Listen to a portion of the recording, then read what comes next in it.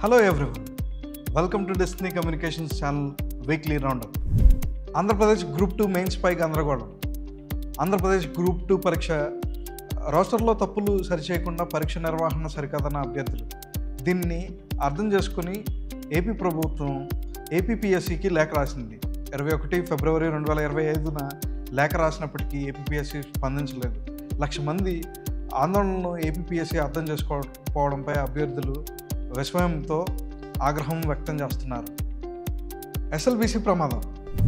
నగర్ కర్నూలు జిల్లా దోమలపేట సమీపంలో ఎస్ఎల్బీసీ టన్నెల్లో 8 మంది కార్మికులు ప్రమాదవశాత్తు చిక్కుకున్నారు. వారిని కాపాడేందుకు కేంద్ర ప్రభుత్వం మరియు రాష్ట్ర ప్రభుత్వాలు సహాయక చర్యలు ప్రారంభించాయి. సహాయక చర్యల్లో భాగంగా ఎన్డీఆర్సీ, మ్యాక్రోస్ టన్నెల్ టీమ్, ఎస్ఈఆర్ తదితరులు పాల్గొన్నారు. 10,000 కోట్లు ఇచ్చిన ఎన్ఈపిని అమలు చేయం.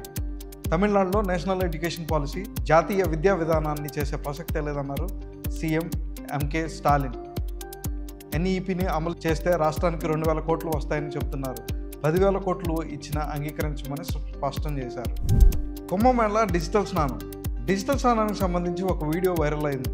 భక్తులు 1,100 రూపాయలు చెల్లిస్తే వారి ఫోటోలను తీసుకొని త్రివేణి సంగమంలో ముంచడం ద్వారా కుంభమేళలో డిజిటల్ స్నానాన్ని ఆచరించేలా చేస్తామని ఆ వీడియోలో వ్యక్తి తెలిపారు. ఆ వీడియో చూసిన వారు బిజినెస్ ఐడియా చాలా బాగుంది, టెక్నాలజీని భలే వాడుతున్నారే అని కామెంట్లు కూడా చేశారు. ప్రధానమంత్రి internship scheme, PM internship scheme. ఇది నెలకు 5,000 పొందేలాగా 12 నెలల పాటు పెయిడ్ ఇంటర్న్షిప్ కల్పిస్తారు. ప్రతి నెల 5,000 అందిస్తారు. ఇంటర్న్షిప్ పూర్తయిన తర్వాత ఒకసారి 6,000 చెల్లిస్తారు. ఇది pm-internship.mca.gov.in అనే వెబ్సైట్ ద్వారా అప్లై చేసుకోవచ్చు. దీనికి అర్హులు ఎవరంటే వయసు 21 నుండి 24 ఏళ్ల మధ్య ఉండాలి. 10th ఇంటర్, ఐటీఐ పూర్తి చేసిన వారికి అవకాశం ఉంటుంది. అలాగే BA, BSc, BCom, BCA, BBA, B Pharmacy వంటి డిగ్రీ ఉత్తీర్ణులైన వారు అప్లై చేసుకోవచ్చు. ఈ పథకం కింద ప్రతి శిక్షణార్థికి ప్రధానమంత్రి జీవన్ జ్యోతి బీమా యోజన, ప్రధానమంత్రి సురక్ష బీమా యోజన కింద బీమా కవరేజ్ను అందిస్తున్నారు. Champions trophy India versus Pakistan. Dubai వేదికగా జరిగిన ఛాంపియన్స్ ట్రోఫీ 2025 మ్యాచ్లో ఇండియా పాకిస్తాన్పై ఘన విజయం సాధించింది. 242 పరుగులను 42.3 ఓవర్లలో ఇండియా ఛేదించింది. శ్రేయస్ అయ్యర్, శుభం గిల్ కోహ్లీకి అండగా నిలిచారు.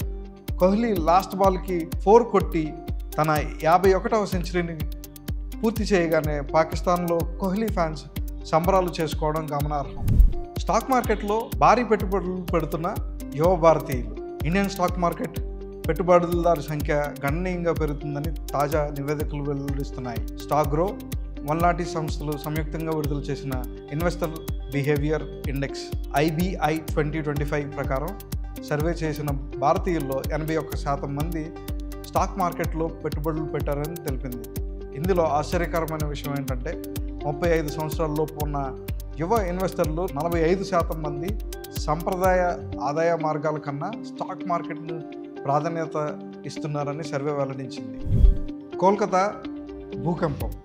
రెక్టర్ స్కేల్పై భూకంప తీవ్రత 5.1గా నమోదైందని, భూకంప కేంద్రం బంగాళాఖాతంలో ఉందని, దాని లోతు 91 కిలోమీటర్లు ఉందని అధికారులు తెలిపారు. ఈ భూకంపం వల్ల నష్టం జరిగే అవకాశం తక్కువ ఉందని, ఉపరితలం నుండి 5 లేదా 10 కిలోమీటర్ల దిగువన సంభవిస్తే నిస్సార భూకంపాలు ఉపరితలం కింద చాలా లోతుగా సంభవించే భూకంపాల కంటే ఎక్కువ నష్టాన్ని కలిగిస్తాయని తెలియజేశారు.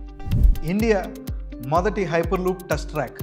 ర్యాపిడ్ ట్రాన్స్పోర్ట్ సిస్టమ్కి ఇండియా సిద్ధమవుతుందని, ఈ మేరకు భారతదేశంలో మొట్టమొదటి హైపర్లూప్ టెస్ట్ ట్రాక్ని మరింత డెవలప్ చేయడానికి Indian institute of technology IIT మద్రాసుకు ఇండియన్ రైల్వేస్ అదనంగా $1 మిలియన్ మంజూరు చేయనున్నట్లు కేంద్ర మంత్రి అశ్విని వైష్ణవ్ ప్రకటించారు. Centre to supreme. క్రిమినల్ కేసుల్లో దోషులుగా తేలిన రాజకీయ నాయకులపై జీవితకాల నిషేధం అవసరం లేదని, ప్రస్తుతం ఉన్న 6 ఏళ్లు సరిపోతుందని కేంద్రం సుప్రీంకోర్టుతో తెలిపింది. క్రిమినల్ కేసుల్లో దోషులుగా తేలిన రాజకీయ నాయకులు క్రిమినల్ కేసులను త్వరగా పరిష్కరించాలని కోరుతూ న్యాయవాది అశ్విన్ ఉపాధ్యాయ దాఖలు చేసిన పిటిషన్కు ప్రతిస్పందనగా కేంద్ర ప్రభుత్వం దాఖలు చేసిన అఫిడవిట్లో తన నిర్ణయాన్ని పేర్కొంది. ప్రజాప్రతినిధుల అనర్హత వ్యవధిని నిర్ణయించడం పూర్తిగా పార్లమెంట్ పరిధిలోనికి వస్తుందని కేంద్రం పేర్కొంది. డీలిమిటేషన్. ప్రస్తుతం డీలిమిటేషన్ ప్రక్రియ దక్షిణాది రాష్ట్రాలను భయపడుతుంది.